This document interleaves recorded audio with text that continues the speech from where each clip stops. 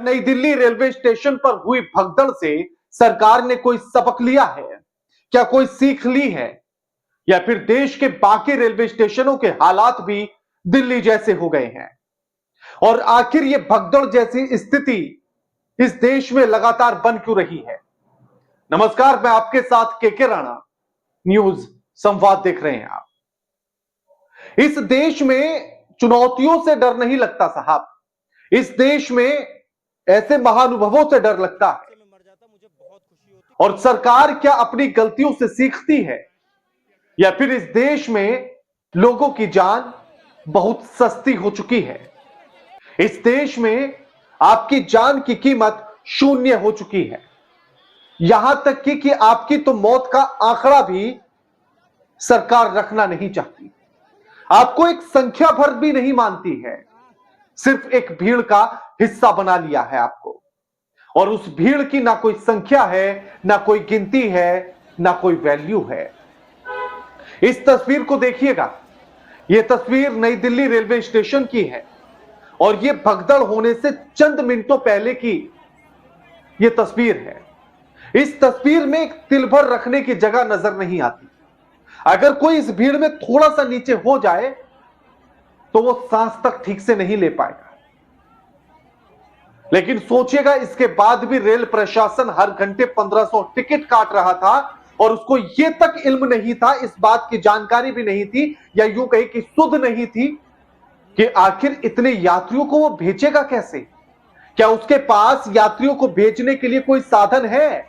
क्या इतनी ट्रेनें हैं? एक ट्रेन में कितने आदमियों को बैठा लेंगे? सोचिएगा कि 1500 टिकट तो जनरल डिब्बों के कट रहे थे, जिसमें एक ट्रेन में हद से 1 से 2 डिब्बे जनरल के हैं, और जो 5 स्पेशल ट्रेन थी उनमें से भुवनेश्वर एक्सप्रेस में तो जनरल डिब्बा भी नहीं होता है। तो यानी कि 4 ट्रेन बची स्पेशल। उन 4 ट्रेनों के लिए 1500 टिकट हर घंटे काटे जा रहे थे। अब सोचिएगा कि अगर 8 से 10 घंटे भी टिकट कटे होंगे तो लगभग 15,000 से ज्यादा लोगों की टिकट कट चुके होंगे उन 3 ट्रेनों में बैठने के लिए, और जिनमें जनरल डिब्बा 1 या 2 है। अब सोचिएगा, एक डिब्बे में हद से कितने 300 लोग बैठा लोगे, घिच पिच करके भी बैठा लोगे तो 500 बैठा लोगे, 1000 बैठा लोगे। 15,000 से ज्यादा का आंकड़ा आप कैसे ट्रेनों से ढोओगे? लेकिन इस बात की सुध बिल्कुल नहीं। सरकार ने, प्रशासन ने दिल्ली की इस भगदड़ से कोई सबक नहीं सीखा है। आपको लगता होगा कि अब ऐसा हो गया है, आगे नहीं होगा। 2003 में नासिक के महाकुंभ में भगदड़ मचती है, दर्जनों लोगों की जान जाती है। पूरे देश को लगता है कि सरकार आगे संभाल लेगी। उसके बाद 2010 में हरिद्वार में कुंभ लगता है, फिर कई लोगों की जान जाती है। देश को लगता है कि आगे सरकार संभाल लेगी। 2013 में प्रयागराज में फिर से महाकुंभ होता है, रेलवे स्टेशन पर भगदड़ मचती है, 43 लोगों की मौत हो जाती है। देश को लगता है कि सरकार आगे संभाल लेगी। लेकिन इस बार 2025 में तो महाकुंभ के परिसर में भगदड़ मच जाती है, सरकार नहीं संभाल पाती। और एक नहीं, 2 भगदड़ हो जाती है, सरकार नहीं संभाल पाती, बल्कि भगदड़ को छिपाने की कोशिश की जाती है, मौत के आंकड़े को छिपाने की कोशिश की जाती है। फिर उस भगदड़ से भी सरकार ने कुछ नहीं सीखा। रेलवे स्टेशन पर भगदड़ हो गई, सरकार ने फिर कुछ नहीं सीखा। और अब ताजा तस्वीर पश्चिम बंगाल के आसनसोल के रेलवे स्टेशन की भी देख लीजिए। ये हालात हैं वहां के। और ये तस्वीर सिर्फ आसनसोल की नहीं है, ऐसी तस्वीरें देश के अलग अलग शहरों से, वहां के रेलवे स्टेशन से आ रही है। और सब जगह ऐसी ही स्थिति है। लेकिन सरकार दिल्ली की भगदड़ से, 18 लोगों की जान चले जाने से कोई सबक नहीं ले रही, बल्कि कुछ प्रत्यक्षदर्शियों ने तो यह भी बताया कि जान सिर्फ 18 नहीं गई हैं, ज्यादा गई हैं। कुछ ने कहा कि 15 लाशें तो उसने खुद ने देखी हैं।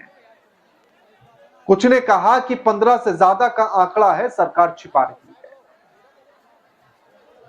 तो सरकार आखिर सबक क्यों नहीं ले रही है? और सरकार के सबक ना लेने के पीछे आप हैं। इस देश की मूर्ख जनता है जो धर्म के नाम पर जिसे जैसे चाहे वैसे हाँक लिया जाए और वैसे हक जाते हैं, उनके वजह से है।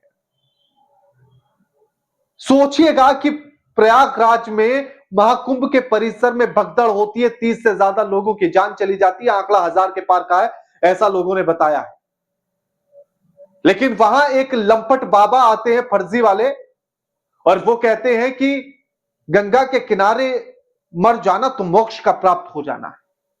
उनके कुछ चेलों ने भी ये मंत्र ले लिया है। सुनिए, मैं गंगा जी के सामने इस को। हादसे में मर जाता मुझे बहुत खुशी होती, क्योंकि मुझे मोक्ष मिलता है। वो बहुत सौभाग्यशाली लोग होते हैं जिनका माँ गंगा के किनारे पर अंतिम संस्कार किया जाता है। बात कर रहे हैं मतलब अब इसका कहना है कि अगर ये मर जाता गंगा के किनारे तो ये अपने आप को सौभाग्यशाली समझता, लेकिन खुद के मर जाने पर इतना दुख नहीं होता।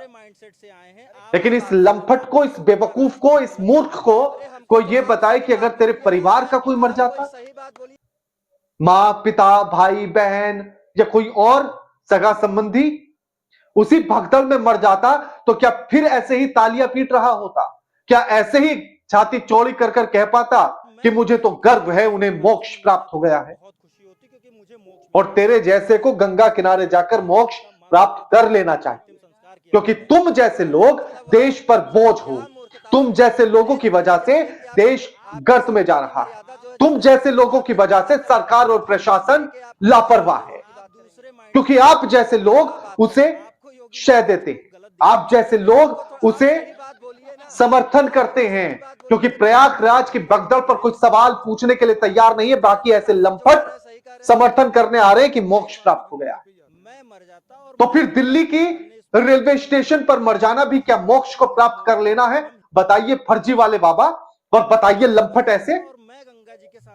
गंगा किनारे तो मोक्ष की प्राप्ति दिलाती, रेलवे स्टेशन पर मरने वाले, प्लेटफॉर्म पर मरने वालों को क्या प्राप्त कराएंगे आप? और आप जैसे धूर्त लोगों की वजह से ही इस देश का हाल यह है कि सरकार कोई जवाबदेही तय नहीं करती, सरकार कोई जिम्मेदारी नहीं लेती, सरकार सवाल का जवाब नहीं देती। लेकिन एक बात जरूर याद रखिएगा कि अगर सरकार ने अभी भी आंखें नहीं खोली, आपने सवाल करना नहीं सीखा, तो सिर्फ नई दिल्ली नहीं, 26 फरवरी तक पता नहीं देश के कौन कौन से रेलवे स्टेशन पर कैसी कैसी भगदड़ हो और कितने लोगों की जान चली जाए। क्या आप तब भी चुप रहेंगे? कब तक चुप रहेंगे? कब तक सरकार से सवाल नहीं करेंगे? बाकी आप कमेंट करके बताइएगा। वीडियो लाइक कीजिए, शेयर कीजिए और चैनल को सब्सक्राइब करना मत भूलिएगा। नमस्कार।